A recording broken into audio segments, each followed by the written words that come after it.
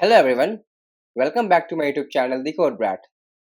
Today in this session, we will learn about DDL concepts and DDL statements, not theoretically but practically. Earlier when we used to learn DDL concepts, we used to create one student table and that is how we used to learn that, right? But not today. Today, we will create one complete database with multiple tables and multiple relationships between them because real companies do not run on just one table. They run on multiple tables or in fact multiple databases. And this is how you should learn DDL, not for the theoretical concepts, but for the practicality as well. But before that, I would like you to watch my previous videos where I have explained all the DDL concepts theoretically before moving on to a hands-on session. In this session, we will do some hands-on on DDLs and we will create an entire platform as the entire OTT platform database as an example. So let's get started.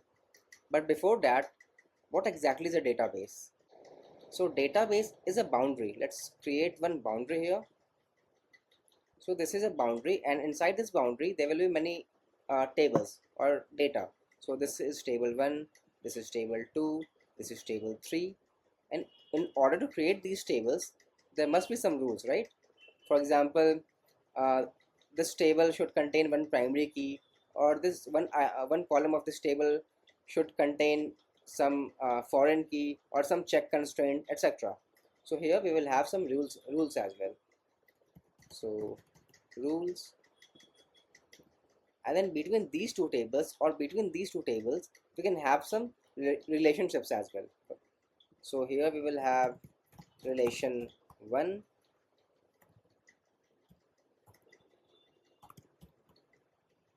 between these two tables, and then relation 2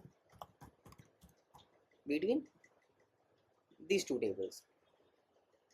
So whatever is inside this boundary, including data, table, relation, rules, etc., all these we call as a database. Understood? So let's move forward.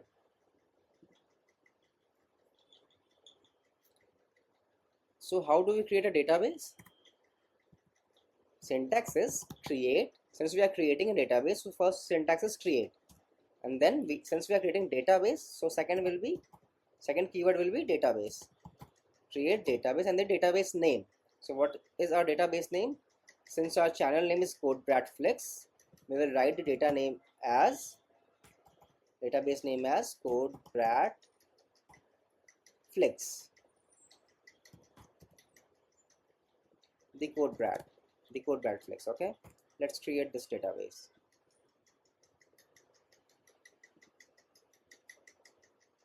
Database is created. Let's see here.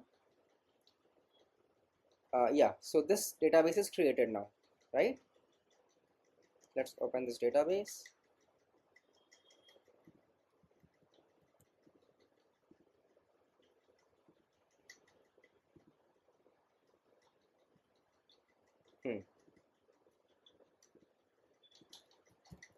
Now we are inside this Code Brat Flex database.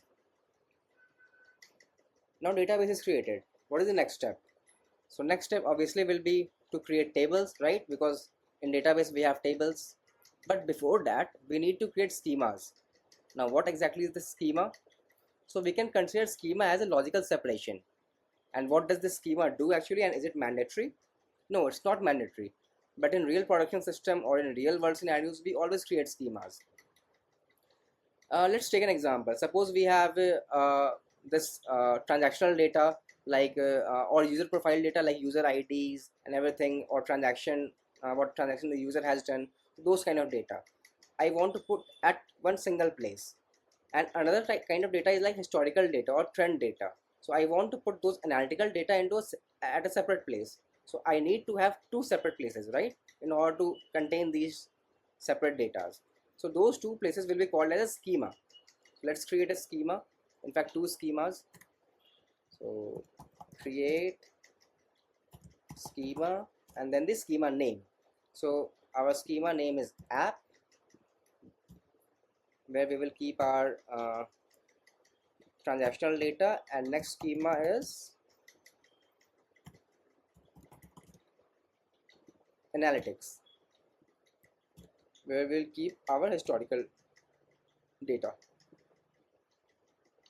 Let's run this. Now this schema is created. Let's run this. Now the second schema is also created. Now both schemas are created. Now next step is to create table. In order to create table, what do we need? We need to have some columns, and we need to have some data types of those particular of any particular column, and also some rules which will define what exactly will go inside that table. Is there any constraint, or is there any foreign key, primary key, etc. So right now we will not go into this foreign key and primary key concept. We will create a simple table, and that is our foundation table, and the table name is users. So create table, then table name. But before table name, I need to write this schema name as well. Since we are using the schema, we will write schema name. So create table app dot table name. Table name is users, then bracket open, bracket close, then our column names. So column name is user ID. This should be int, data type should be int, and then it is primary key. So here we need to write primary key. I have already explained about primary key and foreign key concept. So I would suggest you to watch those previous videos where I have explained it theoretically. Okay, so let's move on. Primary key, and then next is username. Username will be of text format, so it is varchar 100. 100 is the size of this username column, and then it should not contain any null. So here I need to write not null. So this is the constraint that we need to give here. And the next column is email,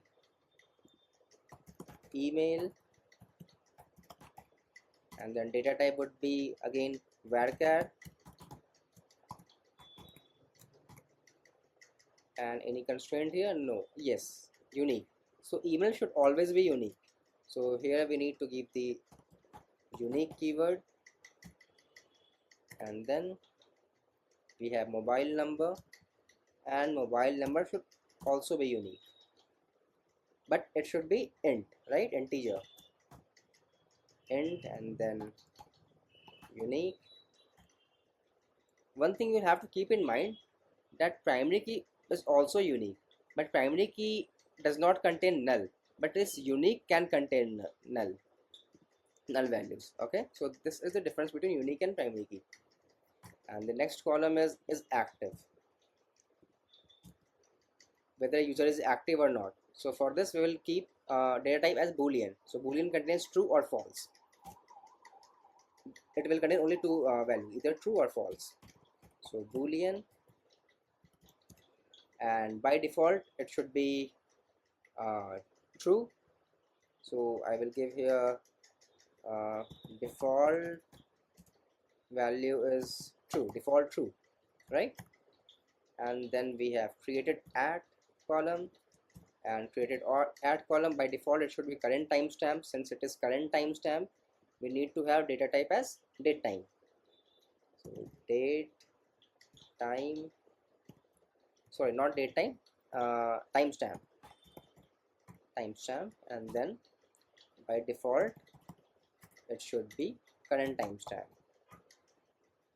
And the last column is deleted at, and this should also be timestamp as a data type. This is done. Now we will create this table. Table has been created. Let's see. Select star from this table, app.user, app.users. See, our data, our table has been created, which contains user ID, username, email, mobile number, active, created at, and deleted at. So it's correct. Now next table we will create as a master data table, and table name would be plans. So a user of the OTT platform will have some plans, right? So here we'll create that table, create table, and then schema name dot table name. So app dot plan, schema name is app, plans is the table name, bracket open, bracket close, and then what are the rules? Plan ID. So plan ID is the column name and it should be primary key, and plan name should not be null. And there are some validations as well. So validation is we have price, and price should be in decimal because amount can be in decimals, and then it should not be negative, price should not be negative, and then maximum number of profiles should always be greater than 1. So let's create this table, plan ID. Since it is ID, we need to have this as an integer, and then it should be primary key, and then plan name would be, since it is a name, it should be varchar, and size I would keep it as 50. Okay, and it should not be null, so not null constraint. And then validations on price.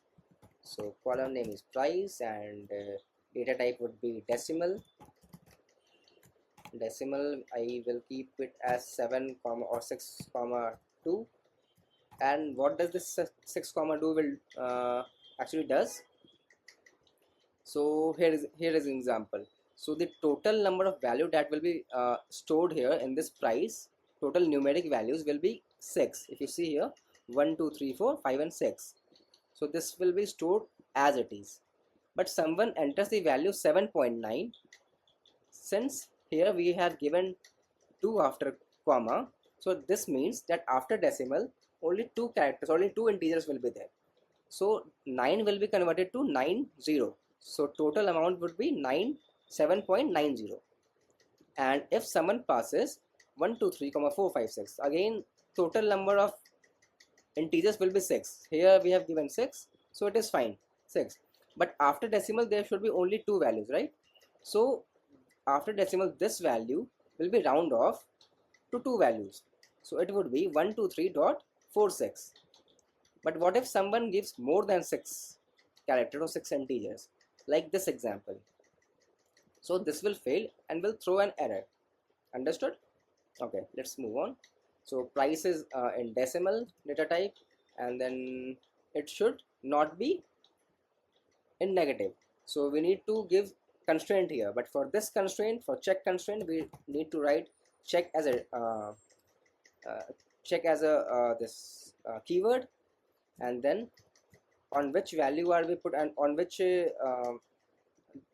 column name are we putting this check constraint?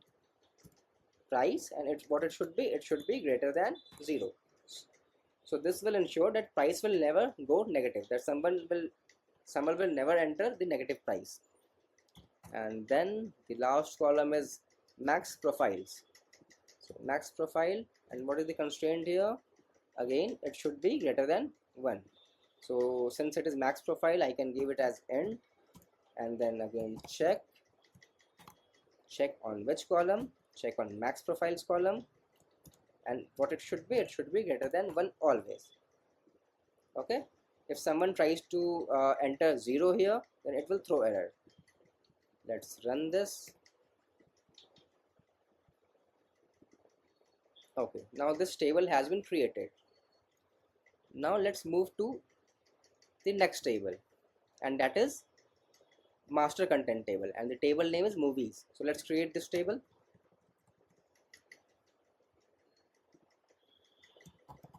Create table, and then the table name. Apart from table name, we also have the schema name as well. So schema name dot table name, bracket open, bracket close, semicolon at the end, and then column name as movie type, and then it should be, since it is an ID, it should be end, and then it should be primary key. And then the next column is title,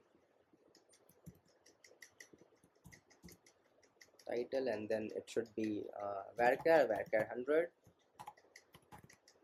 Title can be big, so I am giving it as 100, and then it should not be null, so not null. And then genre should be text, so text means varchar again, varchar 50 maybe. That's it. And then last is release year, and since it is an year, it should be int, and year should not be, release year should not be uh, less than 1900, so it should always be equal to or greater than 1900. So again, check constraint, check keyword, and then inside this check keyword we need to pass this column name, and then column name should be greater than or equal to 1900. So that's it, and we will create this table. Correct, table is created. Let's check this. Select star from app.movies.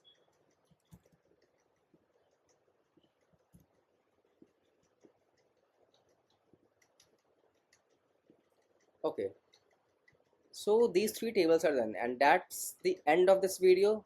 And we will have some detailed concepts in later videos as well. I will create 2 more videos to make the video shorter so that it does not go long. Okay, so let's meet in the second video, where I will discuss about the child entity like foreign key constraint and delete cascade, update cascade, etc.